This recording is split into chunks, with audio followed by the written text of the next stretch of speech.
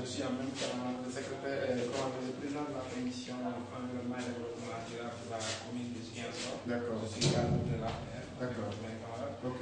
J'ai été nommé responsable le 17 juin passé et depuis je suis parvenu à Ziguinchor. J'en ai profité pour venir aujourd'hui, moitié Kano et en même temps faire un logo. Et dans ce logo-là, on a voulu parler les pénitenciers et nos parents prisonniers et en même temps avec les malades dans le privé. On a réuni ça pour vous remercier d'accepter, vous remercier aussi d'être avec nous. Donc c'était une réponse du temps et maintenant chez vous avec mes amis de parti. Monsieur Barré, je tiens vraiment à vous remercier au nom du personnel et également des pensionnaires. Vous adressez des remerciements, mais c'est plutôt à nous de vous remercier parce que vous avez pensé à la prison, ce qui ne se fait pas le plus souvent.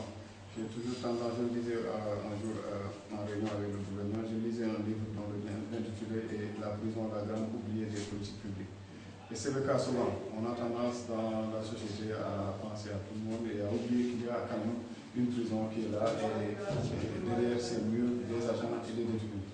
Donc si effectivement il y a des responsables de la localité qui, dans le cadre de l'action, pensent à la prison, nous pouvons nous en féliciter et vraiment vous remercier très sincèrement, très chaleureusement.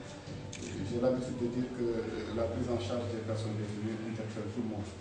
Au-delà de l'État, à travers son administration que nous sommes, toute personne vivant dans la société se doit de se sentir concernée. Pourquoi? Parce que c'est des détenus qui sont des membres à part entière de la société.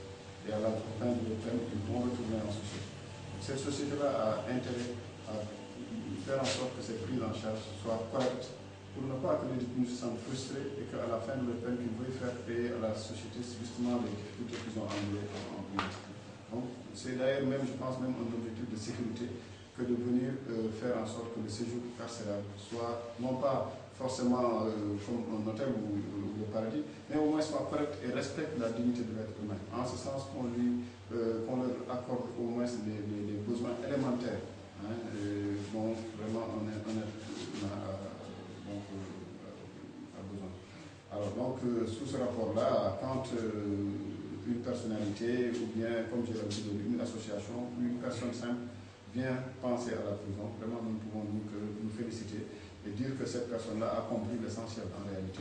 Surtout maintenant en cette période de mois béni pour nous autres musulmans où il nous faut effectivement multiplier les bonnes actions. Je pense que ça a encore plus de relief.